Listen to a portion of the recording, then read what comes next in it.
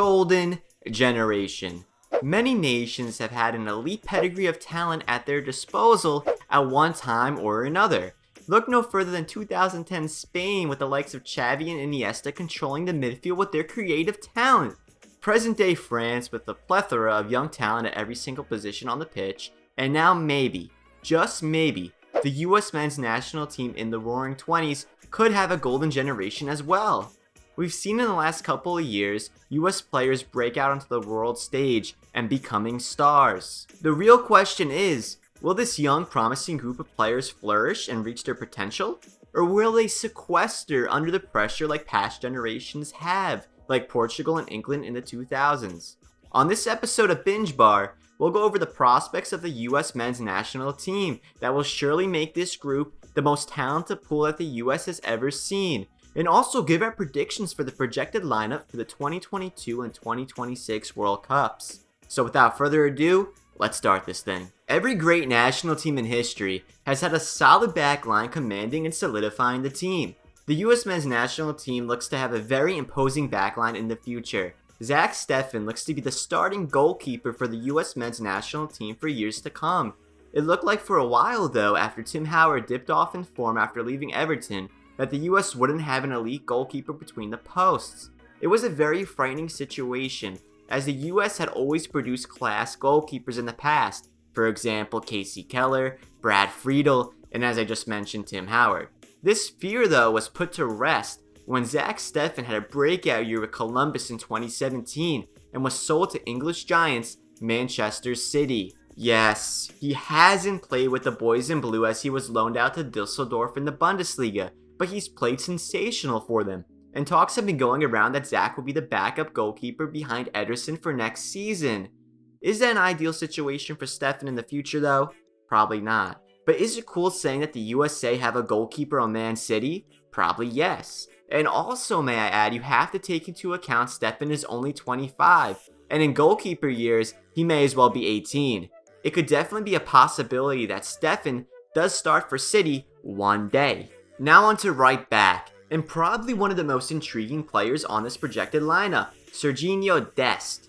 At the time of making this video, we don't know what team he's going to eventually opt to go on, but odds are most likely German giants Bayern Munich, or the less likely of the two, Barcelona.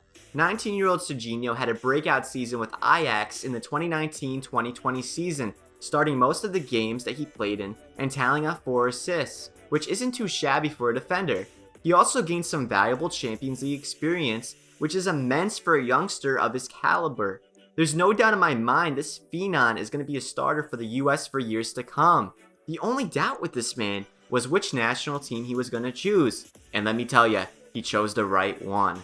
Now onto the center back pairing that the US will most likely bolster for the 2022 and 2026 World Cups. John Brooks is definitely a sure pick for one of the center back positions. He's only 27 years of age and still harnesses the experience of a seasoned vet. The man is a beast for Wolfsburg's backline, and as of late, Wolfsburg have been playing pretty decent. They placed 7th in the Bundesliga this year, and John Brooks was a major reason why. Now, who's gonna play beside him? You got Long, who'll most likely make a venture overseas if the Red Bulls let him. You got Zim Zim from Nashville.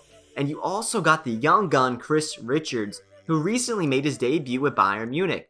For the 2022 World Cup, I'm gonna have to go with the obvious answer being Long, who was a 2018 MLS Defender of the Year.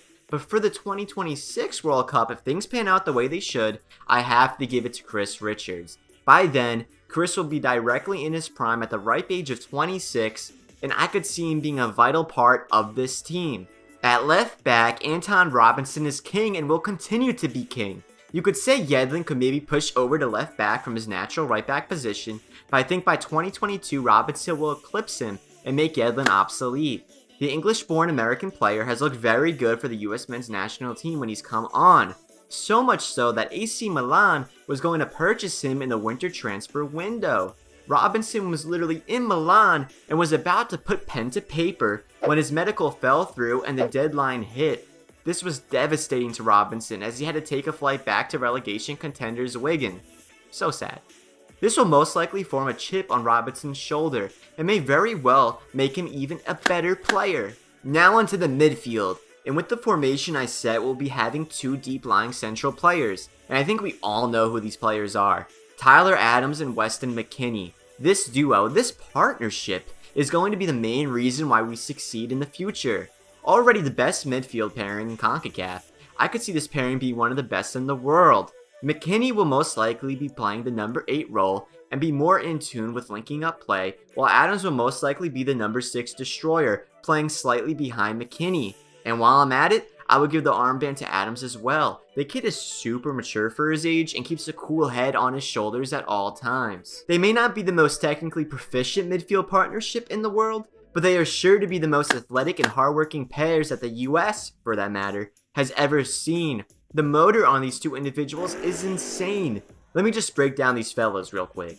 Tyler Adams, 21 years old, a frequent starter for UEFA Champions League contenders Red Bull Leipzig. And Weston McKennie, also 21, starter, and arguably the best player for Schalke this season. Extremely versatile, playing basically every single position, and tenacious, which is exactly what we need playing in the CONCACAF qualifiers. Tyler and Weston are the present and future of the midfield. Right mid. We all know him, we all love him, we all praise him, the Captain America, Christian Pulisic. This dude is something special. Already miles ahead of every single US men's national team player that has ever graced a pitch.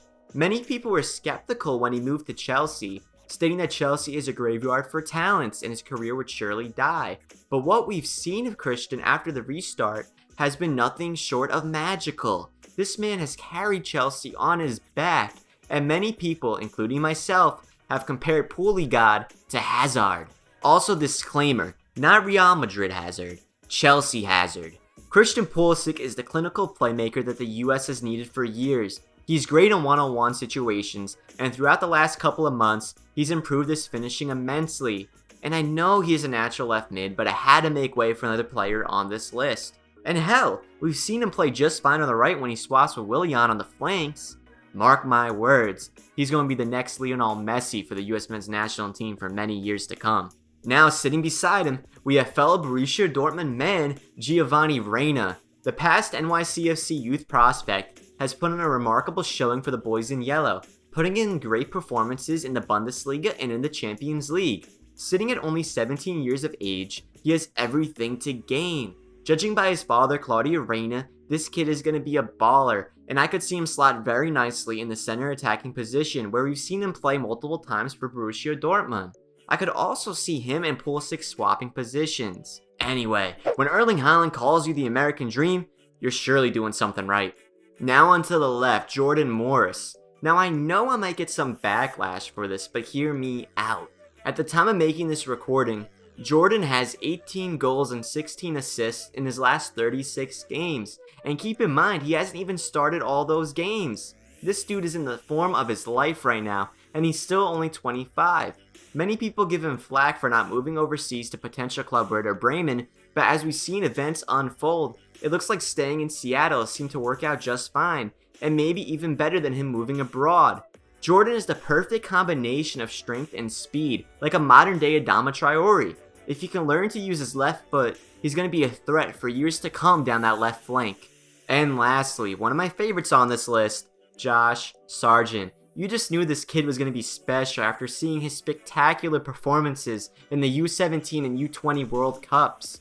Yes, his start with Werder Bremen hasn't been the best, but as of late, he's really kicked it up a gear. It's really what he does off the ball that makes him such a wondrous talent. His work rate off the ball and his off the ball runs are stupendous. He's a natural born poacher, and his hold-up play is also very impressive, on par with Josie Altidore. If he can keep up his run of form, I could see him moving to a bigger club in the future and exceed Clint Dempsey as the best US men's national team striker of all time.